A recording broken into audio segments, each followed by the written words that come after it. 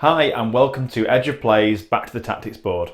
In today's video I'm looking at the 3-2-1 formation in 7-a-side. I'll be looking at some of the strengths of this formation and also some of the issues you may face when trying to use it.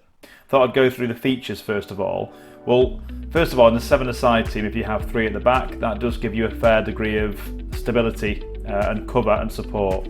So all across the back you've got left, right and centre covered by the 3. Number 2 can be pressurising on the ball and the other 2 can just pull across here, slide across and still have plenty of coverage in front of the goal. Equally with the ball, when you're in possession, you know, number 2 here in this scenario could be really bombing up the pitch, offering support down the right flank, linking up with midfield and forward, but you're still not left. If you do lose possession and 2's not able to get back in time, you've still got 2 back here to cover you and be ready for any counter-attack in transition.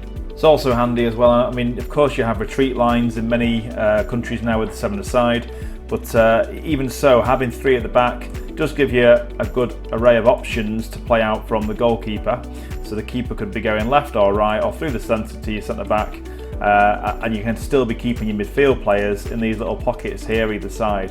So it sets a good shape up for playing out from the back. So even if the opponent is going to, you know, charge at that ball the second the ball's passed and get forward, they can't be as sure which side the Oranges are going to play.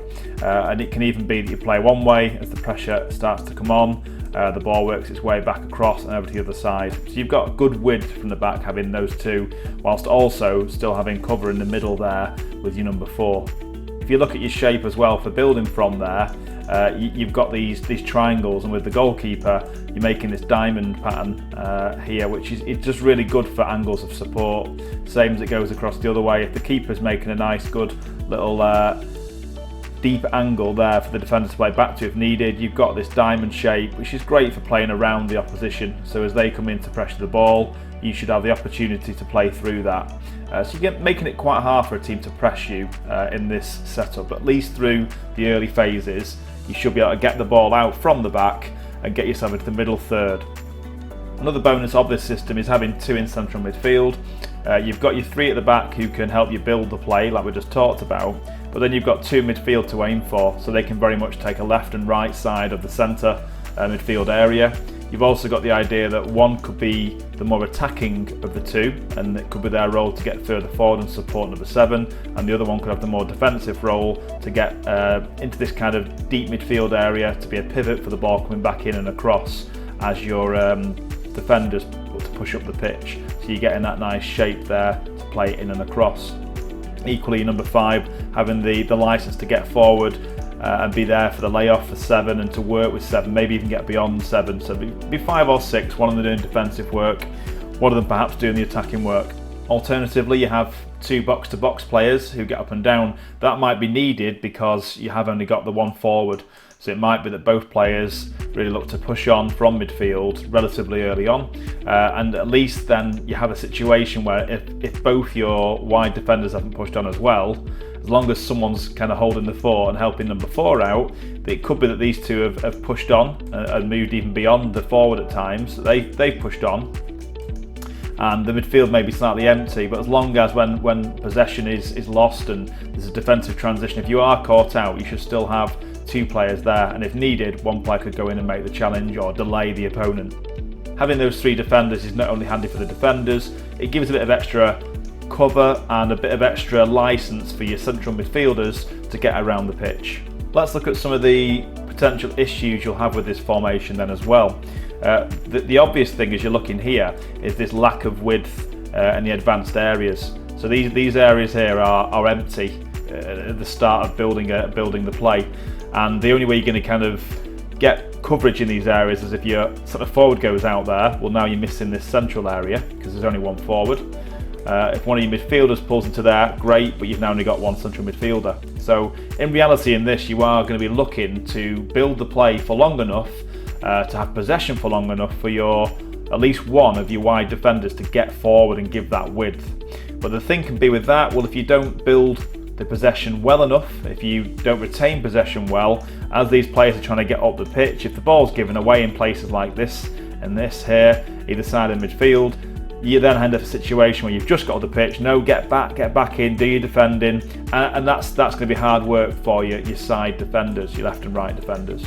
The thing as well is for, I mean, one option there is that your number 4, instead of staying central when they're building from the back, can pull to one side, and that can be the signal for that side defender to push up the pitch and give you width on that side, and then your other defender just to tuck in slightly here for the ball across, but to be there is a security really, just in case possession is lost. So that could be quite a good little pivot situation that happens, that is basically triggered by number 4 pulling to one side, and that does then give you a little bit of width, but you know, you're not necessarily having that width high up the pitch, so it will be in this kind of area where you might get penned in if you're not careful. It has to be used well. As the ball's going back in and across, is it then that your 3's trying to push on to this side, ball goes across, 4 tries to cover in there, 2 has to slip back in. So if you did let both your defenders go, yeah, that can be great because you've got the 4 across the middle there, covering a lot of width of the pitch. It only takes though a loss of possession, and you've got these huge areas either side of number 4. So whether in that scenario you would have one of your centre mids almost drops in to give you this shape there, and a 2-3-1 when you're on the attack. That is something that could happen, and you've got width then left and right, which could give you more attacking options. So without that build-up play, and without your defenders or somebody getting up the pitch and being able to have the time to get up the pitch, your centre forward in this formation can be quite isolated. Obviously, you've got one up front. If they're against 2 defenders, even 3 defenders, that's going to be tricky for them because they'll get marked tightly. Another thing to think with this as well is if you're not able to keep possession for long enough to get your wide defenders up the pitch, or if it's just you don't want them to push on too much, you want them to be in these kind of areas but not bombing all the way up the pitch. Either way, pressing in this situation, in this formation, will be quite difficult. So if we just put a blue player on here, yeah, you may have your forward goes in there, but you'd have a decision to make then. Is it that side midfielder that goes and presses if you're wanting to do that? And this midfielder tucks in, defence move across, like so. And do you allow this defender then, when it's pressing on his side of the pitch or her side of the pitch, to go and join as well? If there's a winger here on this side, that's going to be more difficult, because if the press doesn't work, or they're able to beat the press there with the ball down the line or over the top, you're then demanding this player to come across, who may already have this player to mark as well. So before you know it, you could end up in a situation where you throw a defender forward, you try and press the ball, and it's one ball into midfield, out the other way, you're in all sorts of trouble. So I'd say it's not a natural setup for a high press, a 3-2-1. All in all though, I'd say you look at the formation as like a starting position, 3-2-1, where players may be, and you can see you've got that spine up through the middle where you could be quite hard to beat through the middle. You could be sending aside to one side or the other side, your team move across, slide across as a unit, and as they do, you can make yourself hard to beat. You're covering the angles there, you've got the back 3, you've got the midfield 2, between those 5 there, covering a lot of balls, making it very difficult to get balls into the opposition forwards if you work well together. Of course, a switch of play can change that very quickly. You've got 2 in midfield, not 3, so if these 2 are having to get back and forth, eventually a team that's trying to switch the play against you could get the ball across and attack down the blind side before they're able to get across. But the whole fact you've got 3 at the back means you've always kind of covered and you got the stability there at all times to try and defend well and make it hard for an opponent. They may end up with more mid-range shots from the midfield area, but you should be able to work well against them with a 3.